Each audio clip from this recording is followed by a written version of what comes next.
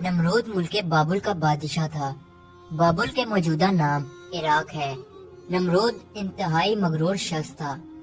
جب اس کے ابتداء کا دائرہ وسیع ہو گیا تو لوگوں سے کہنا شروع کر دیا کہ اس کی پرستش کریں، کیونکہ لوگ پہلے ہی غیر اللہ اور لکڑی سے بنے ہوئے بتوں کی پرستش کیا کرتے تھے، لہٰذا وہ اسے بھی آسانی سے خدا ماننے پر آمادہ ہو گئے۔ لوگوں کو اس گمراہی اور ضلالت کی زندگی بسر کرتے ہوئے ایک عرصہ ہو گیا اور وہ اللہ کو بالکل ہی بلا چکے تھے۔ پروردگار عالم نے اس قوم کی ہدایت اور رہنمائی کے لیے ان میں اپنا نمائندہ بھیجنے کا ارادہ فرمایا۔ نمرود کے دربار میں نجومی بھی تھے۔ ایک نجومی نمرود کے دربار میں بڑا مقام و منتلک رکھتا تھا اور وہ نمرود کے بہت قریب تھا۔ ایک دن اس نے نمرود سے کہا، ایک بات عرض کروں؟ تو نمرود نے کہا۔ نجومی نے بتایا کہ آپ کی سلطنت میں ایک